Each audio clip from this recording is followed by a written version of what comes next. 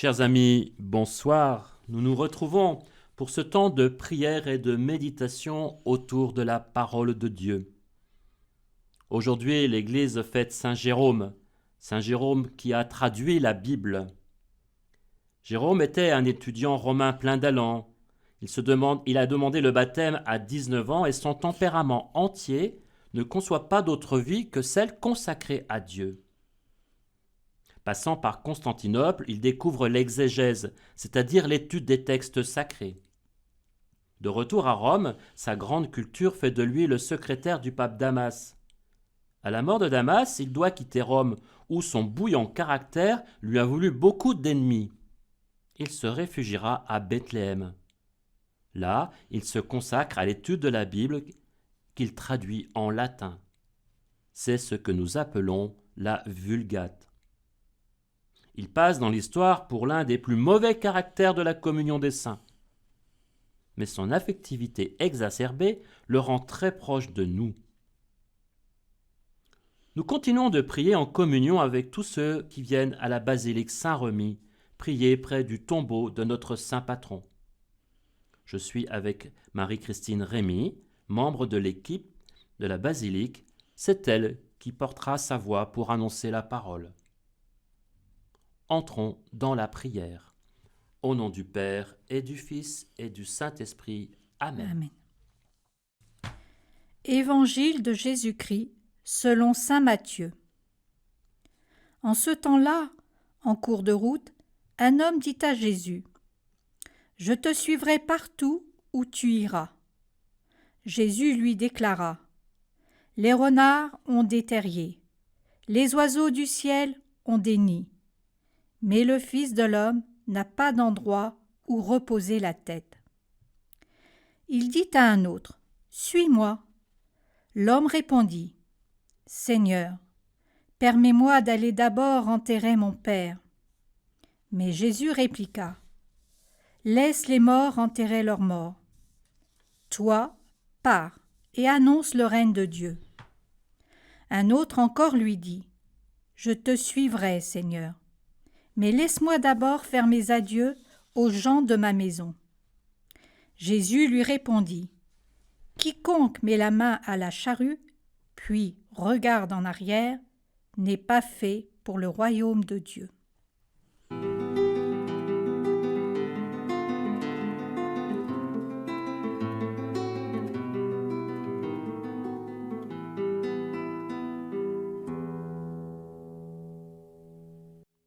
Entre la fête des saints archanges, hier, et demain la solennité de notre saint patron, Remi, aujourd'hui l'Évangile nous donne à entendre à nouveau deux petites paroles de Jésus, des petites sentences, comme j'ai dit, qui viennent nourrir notre vie spirituelle. D'abord cette première parole. Le Fils de l'homme n'a pas d'endroit où reposer la tête. On imagine bien Jésus sur les routes de Palestine, avec le groupe des apôtres et les femmes qui les servaient en prenant sur leurs ressources, comme dit Luc. Du temps du ministère en Galilée, ils étaient tous à la maison, chez Simon-Pierre, à Capharnaüm. Mais depuis qu'ils ont pris la route de Jérusalem, ils vivent ainsi, en transit, parfois invités chez un chef de pharisiens, parfois chez son ami Lazare avec ses deux sœurs, Marthe et Marie. Mais le plus souvent, ils font leur halte où ils le peuvent. La tradition locale situe l'endroit où Jésus, lorsqu'il était à Jérusalem, se retrouvait le soir sur le mont des Oliviers. Quelques grottes pour se protéger, sinon on dormait à la belle étoile. Et la réponse de Jésus à cet homme généreux qui veut le suivre dit plus qu'une simple indication sur les moyens dont il dispose. Elle révèle le rapport de Jésus aux biens matériels et à l'argent aussi.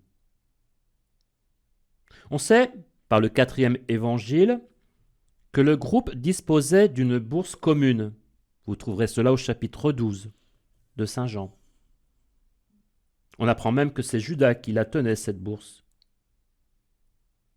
Cette petite remarque montre bien que Jésus et ses disciples n'étaient pas de doux rêveurs détachés des contingences de ce monde, mais ont su s'organiser pour faire face à leurs besoins. Mais Jésus dit qu'il n'a rien. Il use des biens, mais n'en est pas propriétaire. Il mange, boit, dort, sans se soucier du manque, sans y mettre son cœur, avec la peur de manquer. Dans le discours sur la montagne, il avait dit « Ne vous faites pas de trésor sur la terre, car là où est ton trésor, là aussi sera ton cœur. Nul ne peut servir deux maîtres, ou bien il haïra l'un et aimera l'autre, ou bien il s'attachera à l'un et méprisera l'autre. Vous ne pouvez pas servir à la fois Dieu et l'argent. »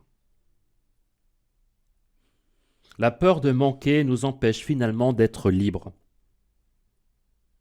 Et Jésus est l'homme libre par excellence. Il veut pour nous cette liberté. D'où cet appel fait au jeune homme.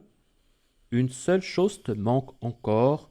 Vends tout ce que tu as, distribue-le aux pauvres et tu auras un trésor dans les cieux.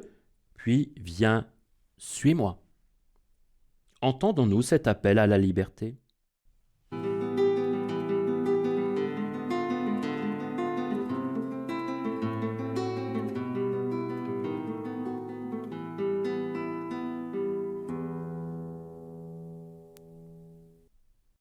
Quiconque met la main à la charrue puis regarde en arrière n'est pas fait pour le royaume de Dieu. Cette seconde parole, associée à la première par Luc, procède du même appel à la liberté. Notre cœur, notre peur de manquer s'exprime autant sur le plan matériel que sur le plan affectif. Ne nous offusquons pas trop vite. Jésus ne remet pas en cause le principe des obsèques dues aux défunts. C'est un devoir fondamental de notre humanité qui remonte à l'émergence de la conscience humaine. Pour lui-même, au plus démuni et abaissé, déposé de la croix, quelqu'un se souciera de sa sépulture, Joseph d'Arimathie. Il en est de même pour l'affection filiale. L'amour pour ses parents et ses proches est et reste une vertu à cultiver.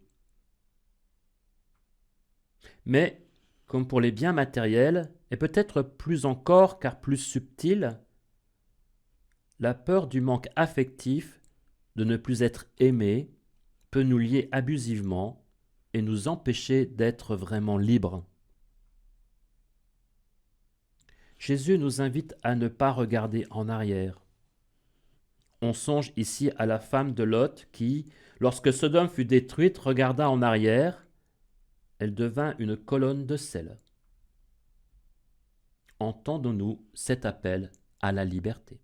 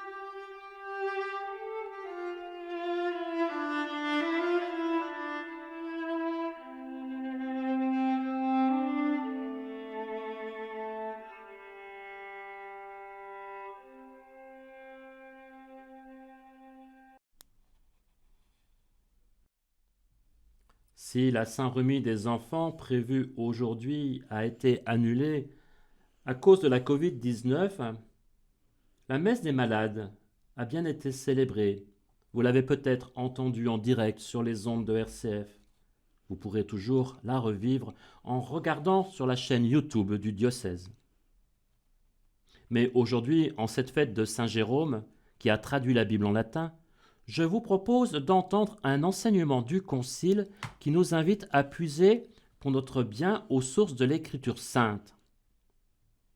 les pères nous parlent des 2 tables, celle de l'Eucharistie et celle aussi de la parole. Constitution dogmatique sur la révélation divine, Dei Verbum. Chapitre 6. La Sainte Écriture dans la vie de l'Église. L'Église a toujours vénéré les divines Écritures, comme elle l'a toujours fait aussi pour le corps même du Seigneur. Elle qui ne cesse pas, surtout dans la Sainte Liturgie, de prendre le pain de vie sur la table de la parole de Dieu et sur celle du corps du Christ, pour l'offrir aux fidèles. Toujours elle eut et elle a pour règle suprême de sa foi les Écritures, conjointement avec la sainte tradition, puisque inspirée par Dieu et consignée une fois pour toutes par écrit. Elles communiquent immuablement la parole de Dieu lui-même et font résonner dans les paroles des prophètes et des apôtres la voix de l'Esprit Saint. Il faut donc que toute la prédication de l'Église, comme la religion chrétienne elle-même, soit nourrie et régie par la Sainte Écriture. C'est pourquoi tous les clercs, en premier lieu les prêtres du Christ, et tous ceux qui œuvrent normalement, comme diacres ou comme catéchistes, au mystère de la parole, doivent par une lecture spirituelle assidue et par une étude approfondie s'attacher aux Écritures, de peur que l'un d'eux ne devienne un vrai prédicateur de la parole de Dieu au dehors, lui qui ne l'écouterait pas au dedans de lui. Alors qu'il doit faire part aux fidèles qui lui sont confiés, spécialement au cours de la Sainte Liturgie, des richesses sans mesure de la parole divine. De même, le Saint Concile exhorte de façon insistante et spéciale tous les chrétiens, et notamment les membres des ordres religieux, à apprendre, par la lecture fréquente des divines Écritures, la science éminente de Jésus-Christ. En effet, l'ignorance des Écritures, c'est l'ignorance du Christ. Que volontiers donc ils abordent le texte sacré lui-même, soit par la sainte liturgie imprégnée des paroles de Dieu, soit par une pieuse lecture, soit par des cours appropriés et par d'autres moyens qui, avec l'approbation et par les soins des pasteurs de l'Église, se répandent partout de nos jours d'une manière digne d'éloge. Qu'il se rappelle aussi que la prière doit aller de pair avec la lecture de la Sainte Écriture pour que s'établisse le dialogue entre Dieu et l'homme, car nous lui parlons quand nous prions, mais nous l'écoutons quand nous lisons les oracles divins.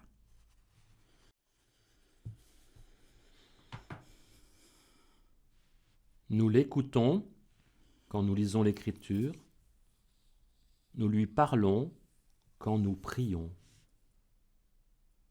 Dialogue intime avec Dieu, qui s'inscrit au cœur de la Trinité. Dialogue dans lequel nous disons, comme le Seigneur lui-même nous l'a enseigné, « Notre Père, qui es aux cieux, que ton nom soit sanctifié, que ton règne vienne, que ta volonté soit faite sur la terre comme au ciel. Donne-nous aujourd'hui notre pain de ce jour. Pardonne-nous nos offenses, comme nous pardonnons aussi à ceux qui nous ont offensés. Et ne nous laisse pas entrer en tentation, mais délivre-nous du mal. Car c'est à toi qu'appartiennent le règne, la puissance et la gloire pour les siècles des siècles. Amen.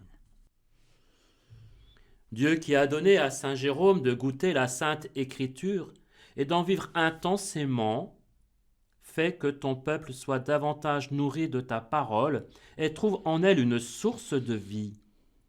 Nous te le demandons par Jésus-Christ, ton Fils, notre Seigneur, qui vit et règne avec toi dans la communion de l'Esprit, aujourd'hui et pour les siècles des siècles.